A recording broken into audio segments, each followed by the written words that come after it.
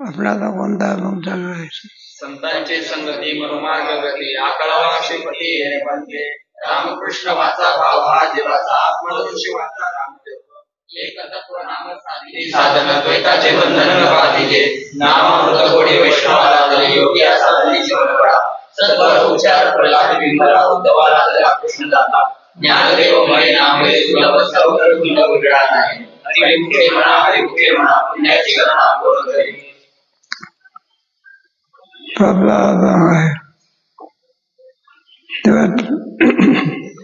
आकळावा श्रीपती येणे बनते.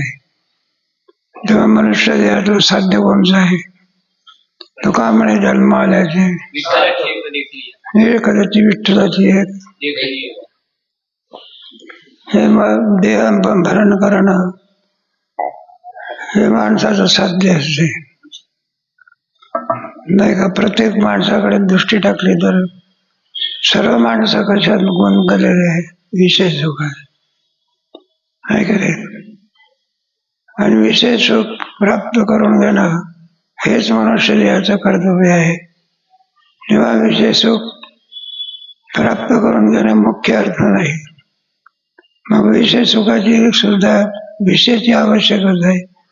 भूक लागली म्हणजे काय पाहिजे? तहान लागली तर याची काय आवश्यकता आहे ना? कारण त्याची पण हेच कर्तव्य आहे असं समजता का? मग आता जेवण करायचं भूक निवृत्ती करता काय काय? मग जगायचं कशा करता? म्हटलं जेवण्याकरता. जेवण्याकरता काय करायचं? मग पशुचं जीवन झालं. मग काय प्राप्त करून घ्यायचं आहे? आकळावा श्रीपती श्रीनाम लक्ष्मी तिचं पद असल्यामुळे भगवंताला विशेषण दिलंय लक्ष्मीपदी म्हणलं. आकळावा लक्ष्मी वल्लभ असं वर्णन केलेलं आहे. त्याचं साधन कोणतं त्याचा विचार आहे. मग साधन कोणतं सांगितलं आहे? हरिप्राप्तीचे संतांचे मनोमार्ग गती. मग आपलं मन कशामध्ये गुंतलेलं आहे? का? मग विषयात गुंतलेलं आहे. विषयात काय करायचं? आणि कुठेकडे लावायचं? खेळण्यातून पुराला बाजूला करायचं ना अभ्यासाकडे लावायचं. त्याला आनंद कशात वाटत असतो? खेळण्यात. गोळ्या पाठ करण्याकरता बसला पण मनामध्ये सगळं नाश्ताच भरलेला आहे. काही नाही. तोंडाने म्हणतात पुन्हा पुन्हा स्वयंपाक करत जातो. झाला का नाश्ता? जा की होय पाठ कर. म्हणतो नाश्ता काही घर सोडत नाही. पुन्हा जात असतो. म्हणलं शेंगदाणे भाजून टाकायचे असे टाकायचे नाही. जा की म्हणलं पाठ करे. पुन्हा वेळेवर काम बघत नाही. म्हणलं बा कोथमीर कशी टाकायची?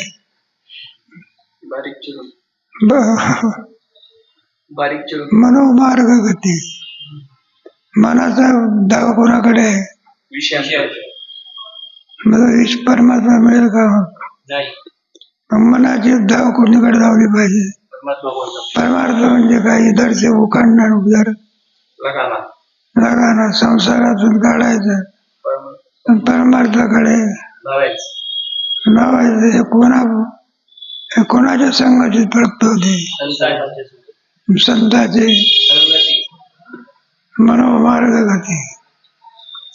म्हणून संतांची संगती म्हणजे सज्जनाची संगती. तो का म्हणे तैसा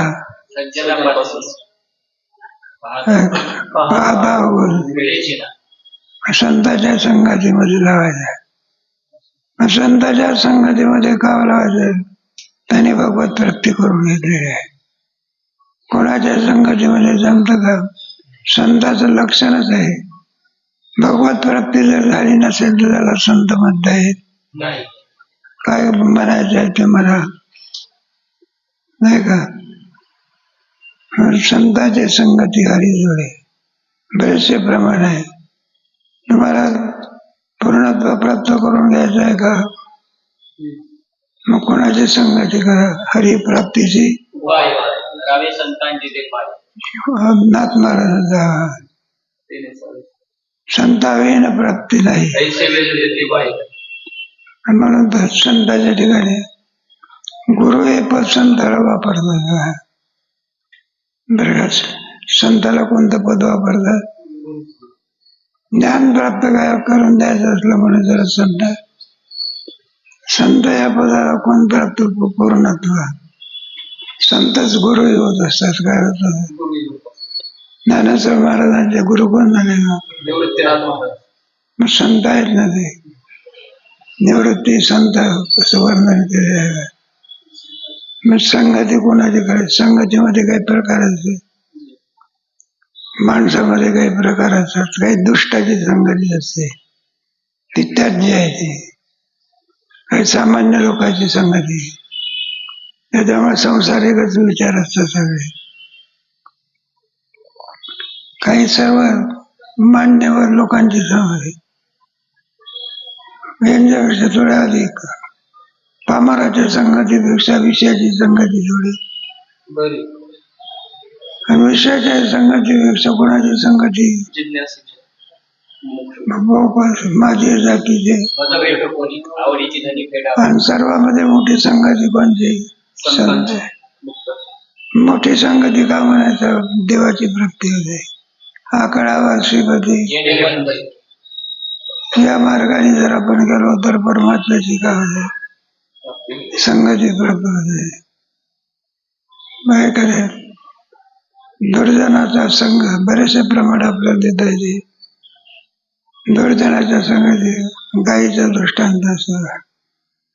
एखादी खटाळ गाय कसं काय असे, आणि तिची संगती जर चांगल्या गायीने केली ना, ती खटाळ गाय असते ना, ती थोडी वेगळ्या प्रकारची आहे. आणि ते चांगल्या गायीला घेऊन जात असते. प्रमाण आहे आपले म्हणून सांगितलं. बोडाळाच्या संगे सात्विक नसले. बरोबर आहे. बोडाळाच्या संगे सात्विक नसले. नदी वर्णन करत असते कोण? ओढाळ गाय. आणि ती ओढाळ गाय म्हणजे ती कोणाच्या शेतामध्ये आणि कोणताही माल खाते, हिरवा हिरवा. आणि मग ती आपल्या मैत्रिणीला सांगते, नाही पाहाचं शेत आहे आणि तिथे काय हिरवा हिरवा चारा आहे, बैरण आहे, लुसलुसीत आहे, नव्या बिल्डिंग मध्ये आहे ना, लुसलुसीत. मग तिला त्याची ओढ निर्माण होते. मग ती आपल्या बरोबर घेऊन जाते. बघा आता हिला कसा आणखी जो आनंद भोगावा आहे, जी गाय असते ना, ओढाळ गाय, तिला माहिती आहे. मग ती बरोबर आणखी आतमध्ये स्वतःही शिरते आणि हिलाही घेऊन शिरते. कोणाला?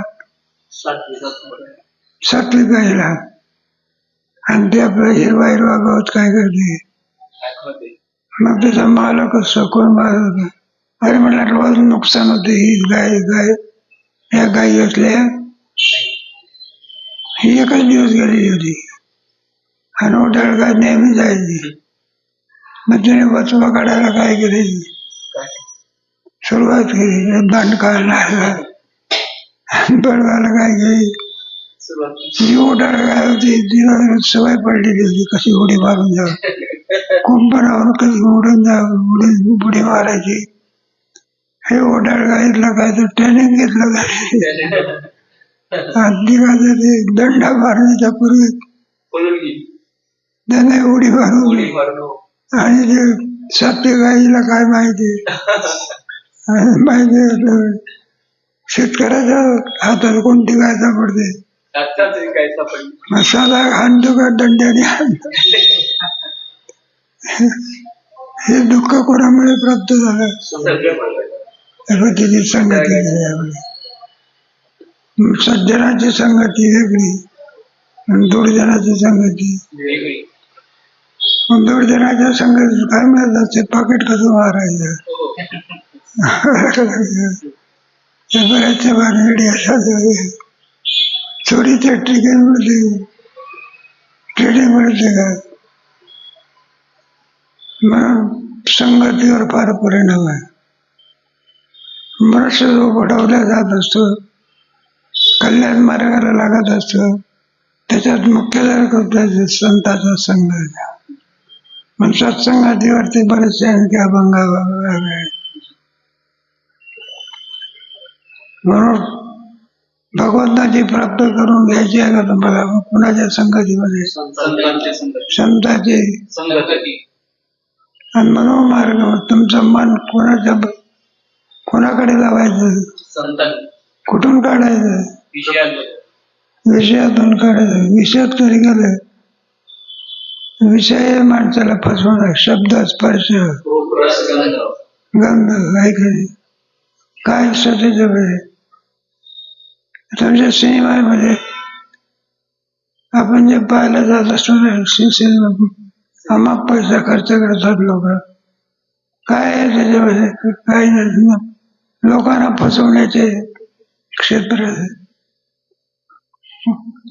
काय एवढं तर क्रिकेटच्या खेळामध्ये पडले त्याला पाहण्याकरता लोक चंद्राचंद्री आणि इतकं श्रीमंत आहे म्हणतो साधा खेळ काय त्याच्यामध्ये काय अर्थ नाही त्याच्यामध्ये उगा आपलं खाली चेंडू पडला म्हणजे आडवा तिडवा त्याला केवढा भाव आलेला आहे एवढा पैसा कोणीच कमवत नाही.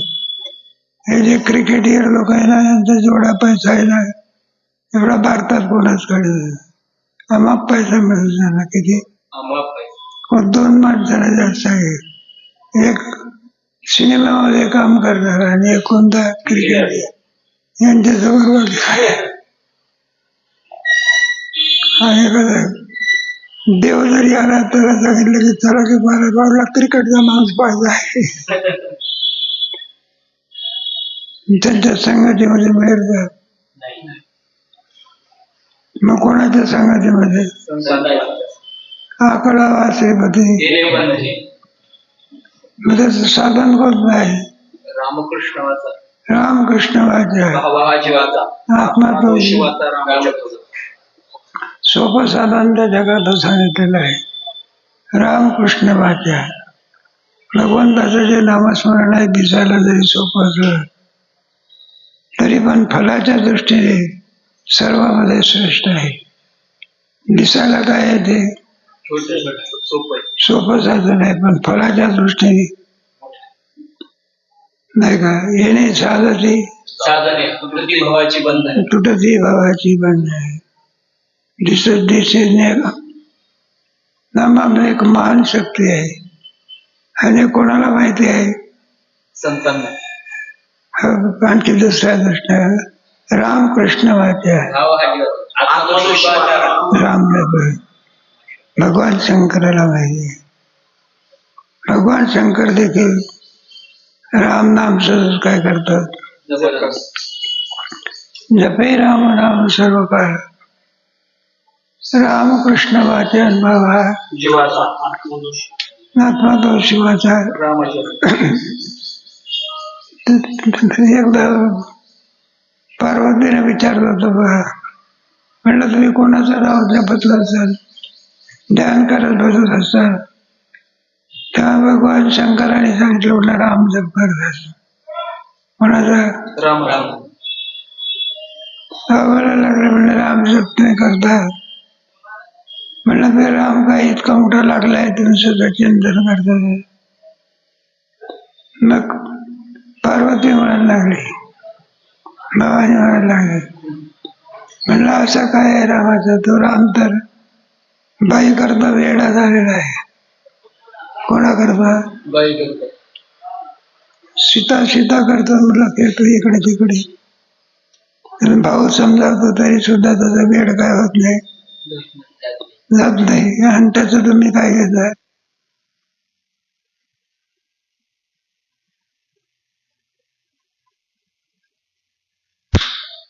आणि त्याचं तुम्ही काय करता? नाम करत घेता. भगवान शंकर शांत राहतात. म्हणला सीता सीते म्हणून फिरतो, पायी करता वेळा झालेला. म्हणून मी त्याला भरवून आणते. मग सगळा प्रसंग माहिती आहे तुम्हाला. रामायणामध्ये रामायणकार लोक रंगवून रंगवून सांगत असतात. मग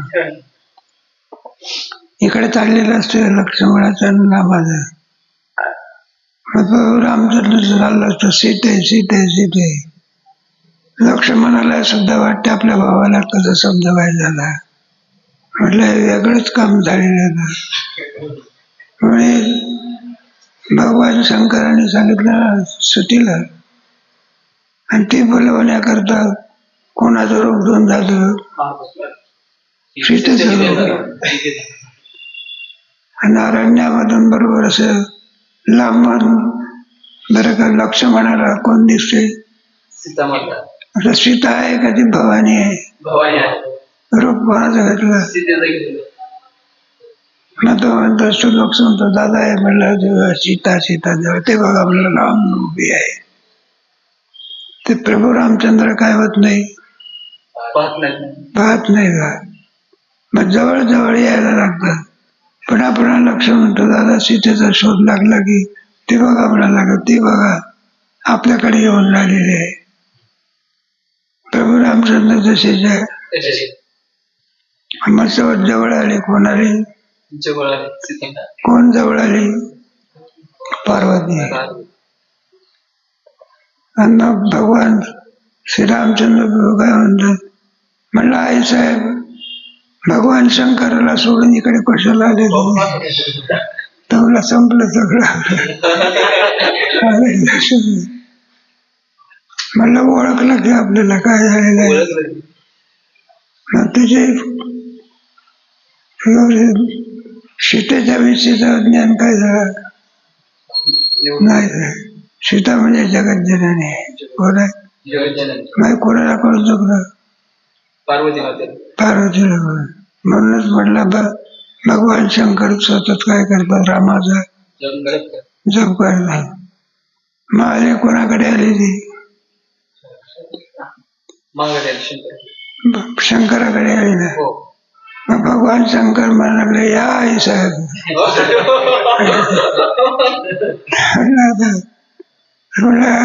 काय काही वेळ लागलेला आहे का?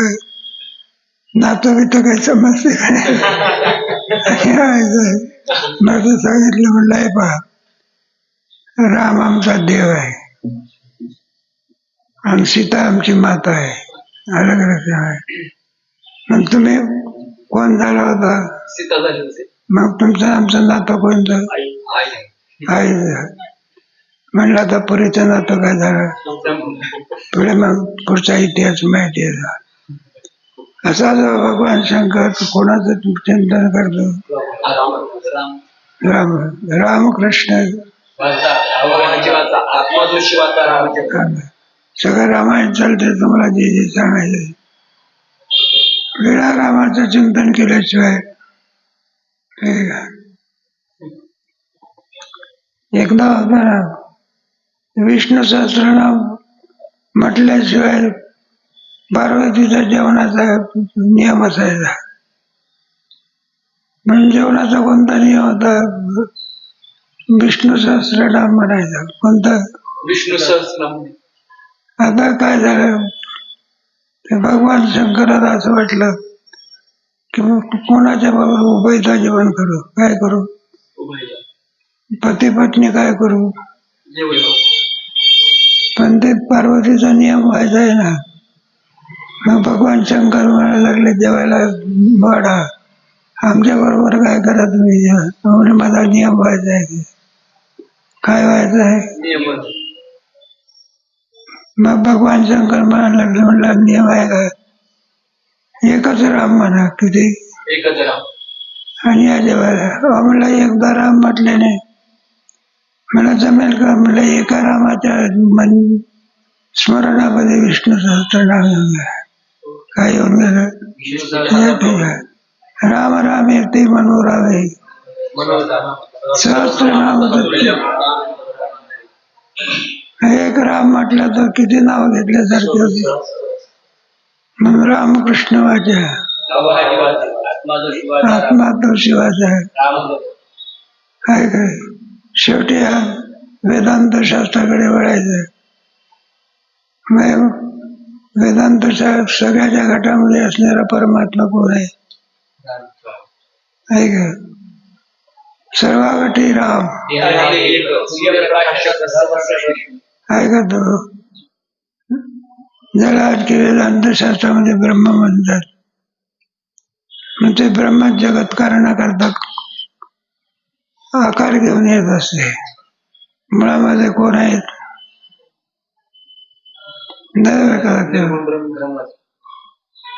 प्रभू रामचंद्र हे मुळात कोण आहे? आहे काय? जगत कल्याणाकरता काय झालेले आहे? ते सगुण रूपाने झालं. पण मूळ रूप कोणता आहे? निर्गुण झालं. नाही का? अर्जुनाने प्रश्न केला होता, मला तुम्ही आमच्यावरती कृपा केली, ब्रह्मज्ञान सांगितलं, दुर्मिळ आनंदाची गोष्ट. पण म्हणलं हे बा तुमचं जे सगुण रूप आहे, सर्वेश्वर म्हणतात, ते आमची पाहण्याची काय आहे? इच्छा आहे. तुम्ही दाखवा आम्हाला. प्रसंग विशेष तुम्ही आणि जगत कल्याणाकरता अवतीर्ण होता. यदा यदा हि अभ्यस्तानम अजोपि सन्नव्य आत्माभूतानां प्रकृतीन स्वामदष्टाय. ते मूळ स्वरूप आम्हाला काय करा तुम्ही. म्हणलं तुम्ही आम्हाला दुर्मिळ ब्रह्मज्ञान सांगितलं, मदनुग्रह आहे, पण ते मूळ स्वरूप सांगितलं. भगवंताने मूळ स्वरूप पश्चिमे पार्थ अव्यक्त असणारा असं जे रूप दाखवायला काय केली? सुरुवात केली. त्याच्यामध्ये अजून काय माझं मूळ स्वरूप कसं होतं? त्याचं तेच केवढं 11वा अध्याय वाचा तुम्ही. त्या 11व्या अध्यायामध्ये आपल्याला त्याची व्याप्ती केवढी, काय केवढी, सगळं त्याच्यामध्ये वर्णन केलेलं आहे. तर विश्वरूप बघायला लागला. एका एका विश्वरूपाच्या केसाच्या ठिकाणी अनंत सृष्ट्या व्हायला. किती सृष्टी आहे? एक सृष्टी का अनंत सृष्टी? अर्जुना तुला त्याच्या पलीकडे तुला पाहायचं असेल तर पण त्याचा दिव्य दृष्टी दिली नव्हती, म्हणून अर्जुन पाहू शकला नाही. भगवंताने दिव्य दृष्टी दिली. मग अर्जुन अनादि ब्रह्मीवरती हे विश्वरूपी चित्र दिसत. हे मूळ स्वरूप आम्हाला काय करा तुम्ही. हे दिसू तुम्ही आकार घेतलेला आहे ना, मूळ स्वरूप आम्हाला काय करा तुम्ही. आता मूळ स्वरूप भगवान अनादि निर्गुण असं मूळ स्वरूप आहे. त्याला ब्रह्म म्हणतात. काय म्हणतात त्याला? अंतिम तत्व कोणता आहे? काय एकमेव द्वितीयम ब्रह्म. मग तोच सर्व रूपाने काय आहे? मग सर्वागठी राम सूर्यप्रकाश. रामकृष्ण वाचा आत्मा तो शिवाचा. त्यालाच आत्मा असं म्हणतात. जे ब्रह्म आहे तेच काय झालेलं आहे? त्याला अवच्छेदक लागला म्हणजे काय म्हणायचं? आता व्याप नव्हती आत्मा. त्याला अंतःकरणाचा अवच्छेदक लागला म्हणजे आत्मा म्हणायचा. किती व्यापक आहे का सांगता येत नाही, मग ब्रह्म म्हणायचा. एकाच तत्वाची काय आहे? नाव आहे. भिन्न भिन्न जरी दिसत असले तरी तत्व किती आहे? जो राम आहे तोच कृष्ण आहे, जो रामकृष्ण आहे तो ईश्वर आहे. विश्वरूप दर्शनामध्ये भगवान श्रीकृष्णाचं कोणतं दर्शन केलं? रथावर उभे आहे तर दर्शन आहे. जोपर्यंत आणि ज्ञान 11वा अध्याय येत नाही तोपर्यंत अर्जुन देवाला काय समजतो? मित्रच समजतो. आणि यशोदेच्या पोटामध्ये असलेला आणि मग विश्वरूप दर्शनात कळून चुकत असते. म्हणलं आमचं चुकलं सगळं. पिताची लोकच आहे.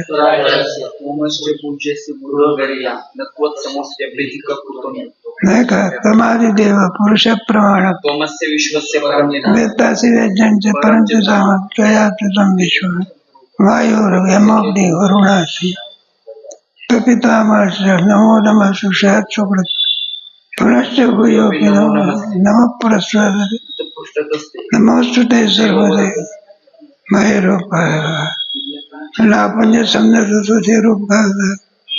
परिच्छिन्न होतं. आणि याच्या रूपामध्ये म्हटलं याच्या तेच केवढं पडलेलं होतं.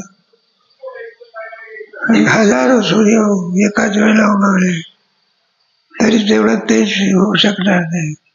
आणि व्याप्ती केवढी होती.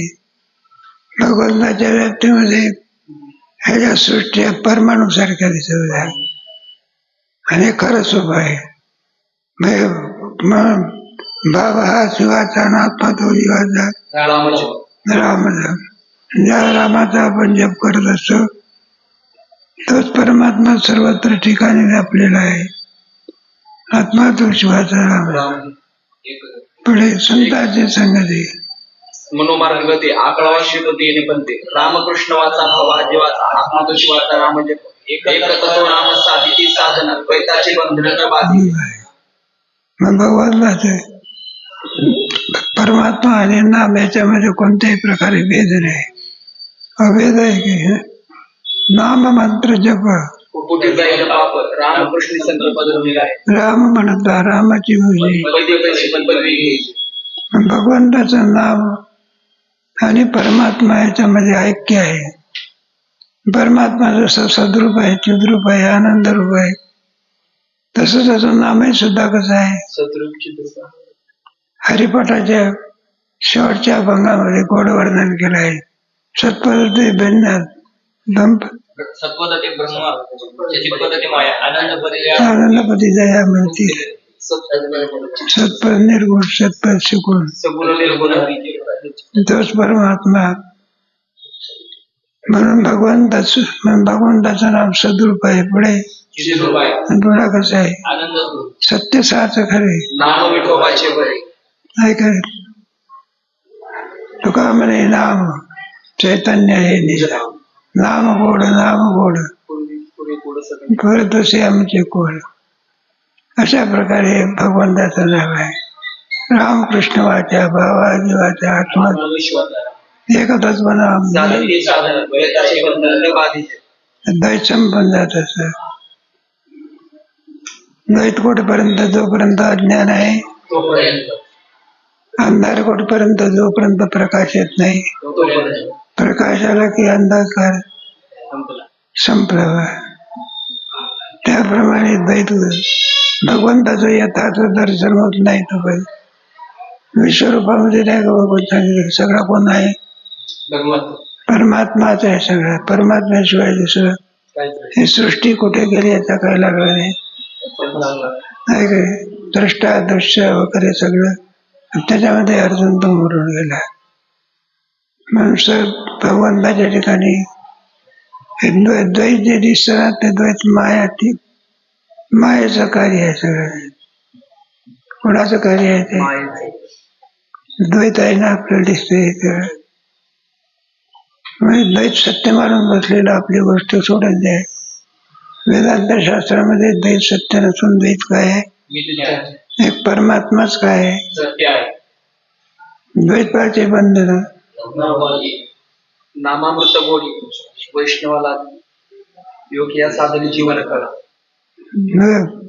नामामृत गोडी वैष्णवाला मग आंब्यासारखं गोड आहे का नाव? कल्याणकारक आहे. त्याच्यातली गोडी कोणाला माहिती आहे? असं आहे ना. राम राम येते म्हणून रमे नरे. वाल्मिक ऋषीच्या रामायणामध्ये सगळा खरा आनंद कोणी लुटलेला आहे? वाल्मिक ऋषी. शतकोटी रामायण केलेलं आहे. क्वचितं राम रामेति मधुरं मधुराक्षरम् आरुह्य कवितां शाखां वन्दे. वंदे वाल्मिकी कोकिला. हे पहा, तेव्हा कल्पतरूच्या झाडावर बसलेला आणि याने खरा आनंद लुटला. आणि भागवताचा आनंद कोण लुटला? सुखाचे नसलेला. नामामृत गोडी. वैष्णवाला आदरी योगिया साधने जीवन कळा. आता दोन त्याच्यातले योगी साधने जीवन करा. सभा त्याला तुम्ही कुंडलिनी शक्ती जागृत होत आहे. आणि कुंडलिनी शक्ती जागृत झाली म्हणजे योगी त्याला तहानात लागत नाही, त्याला काय लागत नाही. जसाच्या 2 दिवस जर आपण उपवास करत आपली काय ह्याची होती जावे त्याच्या भाऊच्या. आणि तो योगी मग कशावर जगतो तो योगी असा होती. नाम धारक आहे वारकरी, तो कशावर जगतो बघ. नामामृत गोडी योगी असा जीवन केवळ चिंतनावर जगतो. चिंतन हे त्याचं जगण्याचं काय साधन आहे. नामामृत गोडी. कोणत्याच अर्थाने त्याचं वर्णन केलं अमृत म्हटलेलं आहे. भगवंताच्या चिंतनाला काय म्हटलेलं आहे? हे अमृत येऊन गोड. नाम तुझे देवा मन माझे केशवा का बाने. भगवंताच्या नावामध्ये महाशक्ती आहे. जीवे गोड 3 अक्षरांवर. देवाच्याकडे जेवढे शक्ती नाही त्यापेक्षा नामामृत नाही. आपल्याला गोड का वाटत नाही? दोन कारण आहे. मुंगी होती बरं का, साखरेचा दाना, त्याच्याकडे ओढ कोण घेते. पण त्याला काय झालं मध्यंतरी एक डाळीचा दाणा भेटला. कोणता? डाळीचा. आणि तो त्या मुंगीने काय केला, तोंडात धरला. आणि कोणाच्या राशीहून चालली? मिठाचा खडा. मिठाचा खडा तोंडात धरला. डाळीचा म्हणण्यापेक्षा मिठाचा खारट असतो तो. आणि कोणाच्या राशीहून चालली? आणि ती काय म्हणते, साखर कशी आहे? खारट आहे. साखर खारट आहे का तुझा मिठाचा खडा खारट? साखर कशी आहे? तसा आपल्या चित्तात कोण भरलेला आहे? मग आपल्याला काय वाटते? मग पैसा हृदयामध्ये, पण चित्तामध्ये कोण बसलेला आहे? म्हणून आपल्याला देवाचा आनंद प्राप्त करून घेता येईल. त्याच्याकरता कायला पाहिजे? मुंगीने कोणता खडा टाकला पाहिजे? मग साखरेचा खडा कसा लागतो? त्याप्रमाणे विषय गोडी बोलले आले हो संसारा.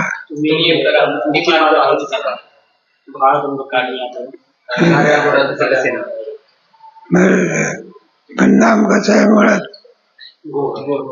मग तो गोड का वाटत नाही? मध्यंतरी प्रतिबंध आहे. हा प्रतिबंध ज्यांचा निवृत्त झाला त्याला काय नामामृत गोडी. याचा आनंद कोणी भोगला? सत्वर उच्चार प्रल्हादी बिंबला. सत्वर उच्चार प्रल्हादी बिंबला. प्रल्हादा स्मरण आहे. त्याला मागण्याकरता किती प्रयत्न केले.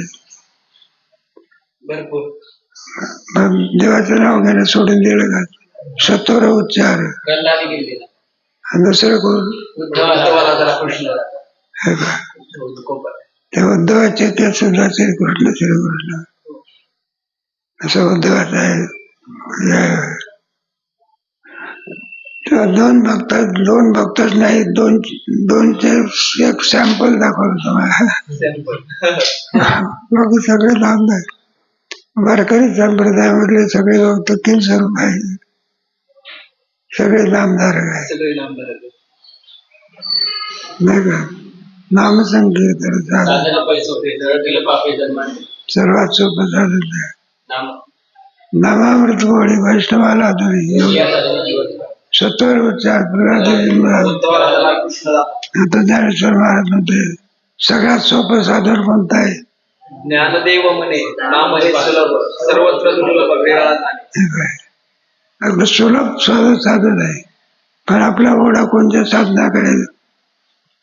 नामस्मरण करून केली करून दुसऱ्या साधनात आहे. ज्ञानदेव म्हणे नाम हे सुलभ सर्वत्र दुर्लभ सर्वत्र दुर्लभ आहे. वेळा. पण हे कोणाला कळतं?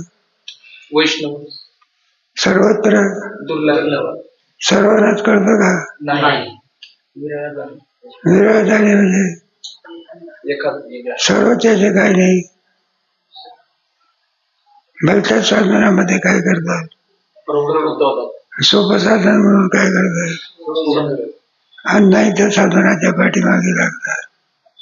सर्वत्र दुर्लभ म्हणजे नामामृताची गोडी किंवा सामर्थ्य सर्वांनाच कळतं का ज्याच्यावर देवाची कृपा असेल त्याला, देवाची कृपा किंवा संतांची काय पाहिजे पाहिजे. त्याला कळते. संतांची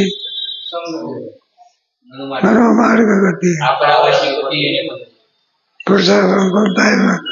विश्वीन जप व्यर्थ त्याचे ज्ञान नामकृष्ण नाही त्याचे. मुलाची विचार कधी उद्या दे करू. श्री गुरुचरण सरोज